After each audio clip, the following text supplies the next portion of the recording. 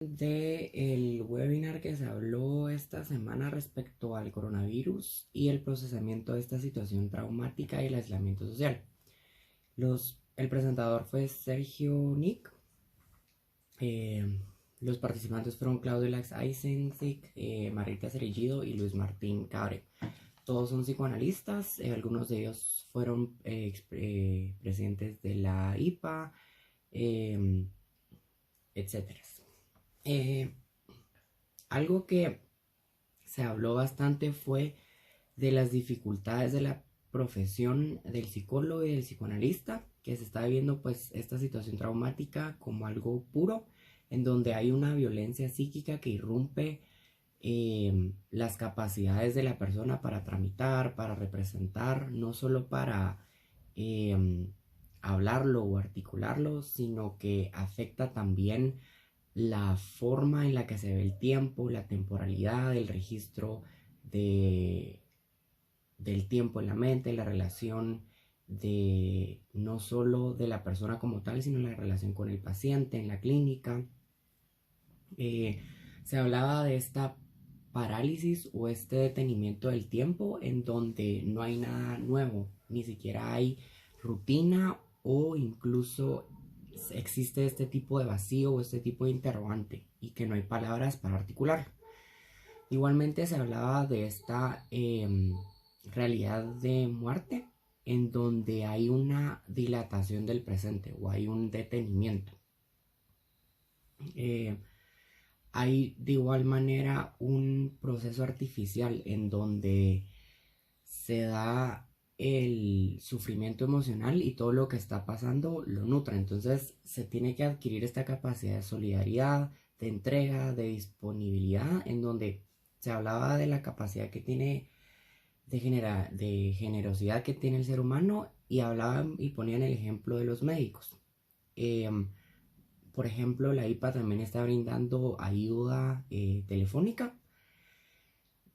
Asimismo, no solo se hablaba de toda esta situación traumática, de igual manera se hablaba de esta sensación de novedad, en donde se tiene un proyecto de esperanza, de crecimiento y solidaridad. Entonces se ponía el ejemplo El Principito de Saint-Exupéry, en donde, así como en el libro, se tenían preguntas o el Principito realizaba preguntas a los demás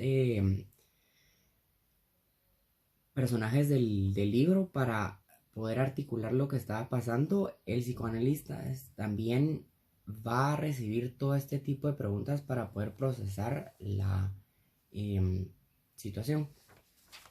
Margarita Cerillido hablaba también de la no presencia física, que es el análisis virtual, por ejemplo por Zoom, por FaceTime, que lo que genera es ansiedad y angustia, no solo para el paciente, sino que también para el terapeuta. Entonces, lo que se trata es, por ejemplo, en la clínica lo que se está tratando los temas es, por ejemplo, duelo, muerte, enfermedad, angustia, el aislamiento, la soledad, por ejemplo, el miedo a la pérdida del trabajo. Entonces existe esta dificultad para metabolizar o para articular lo que está pasando, y eso mismo es lo que está afectando el vínculo familiar, afecta la estructura psíquica, genera conflicto, trauma, y esto igualmente va a generar sentimientos de ansiedad, vulnerabilidad. Y lo que hablaba es de que el psicoanalista tiene que tratar su propia ansiedad o elaborarla. Entonces, esta ansiedad es, por así decirlo, una defensa primitiva, en donde podemos ver que puede haber negación, en donde se dice que no hay nada, una proyección, en donde, por ejemplo, se dice esto solo le ocurre a cierto tipo de personas, y de igual manera se tiene que también articular o trabajar este trabajo virtual o este contexto actual, ¿verdad? Reconocer la realidad del paciente y permitirlo pensar o articularlo. De igual manera se debe entender que hay que trabajar este trauma. De igual manera, Claudio I think hablaba de que la situación traumática que no se está pudiendo registrar, sino que es algo nuevo debido a la situación porque no se había vivido antes, genera ciertas dificultades o amenazas. Por ejemplo, sentimientos de huida, de represión, algunos otros enfrentan el peligro, buscan recursos, ¿verdad? O por ejemplo podemos ver el caso de autoridades políticas que niegan a las dificultades, o algunos otros sí generan apoyo. Entonces, él hablaba de que los analistas con esta situación a distancia deben de cambiar todo este setting o todo este tiempo y el encuadre clínico para poder tratar todas estas necesidades de los pacientes. También, como les decía, ¿verdad? Está el encuadre del paciente en donde puede haber algo que va a ser impredecible, no se va a saber cómo va a funcionar el paciente, se debe generar teoría. Por ejemplo, él hablaba de que no, o sea, qué se hace, por ejemplo, cuando el paciente no se presenta a sesión, por ejemplo, y uno está pendiente en Skype, por ejemplo. Entonces son cosas de que hay que, ¿verdad?, tramitar y hablarlas y ver qué se va a hacer. También hablaba de la solidaridad, del cuidado al otro, la privacidad, por ejemplo, que se tiene que tener hacia el terapeuta y, por ejemplo, también con esto de la intimidad o la privacidad, a pesar de que se irrumpe en la privacidad del paciente, hay una barrera de por medio o hay algo que no permite que se dé un análisis como tal. De igual manera, el tener a distancia una terapia genera cansancio exagerado por esta barrera que se está experimentando. Y, por ejemplo, Claudio también hablaba de esta sensación de dar mucho por parte del terapeuta. Se trabaja de más, no hay un setting como tal clínico, entonces se puede tener un aprendizaje para poderlo hacer mejor y para no sufrir, por ejemplo, un burnout. Se debe de enfrentar toda esta relación con el paciente, terapeuta-paciente, la realidad y, por ejemplo, ver cómo se va a modular el tipo de sesiones, el número de sesiones, ¿verdad? Margarita también hablaba del trabajo con la angustia y la contención, y esto también desgasta al terapeuta. El analista consideraba que quisiera, por ejemplo, quitar esta distancia, pero eso mismo es lo que está generando el desgaste.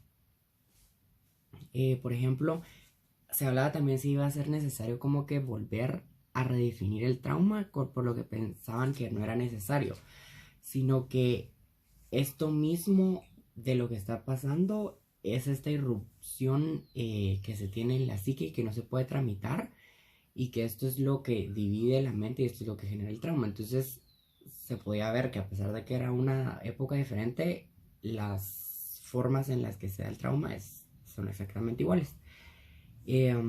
Margarita hablaba de resignificar el trabajo clínico. También de igualmente se hablaba de lo disruptivo, por ejemplo, de que el analista ahora está dentro del trauma, porque él también lo está viviendo, ¿verdad? No solo es lo que el paciente está viendo, sino cómo va a afectar eso en la vivencia del analista. Algo que también hablaban de este tipo de atravesamiento o de esta forma en la que se está dando la situación, en donde el analista su identidad se ve disruptiva.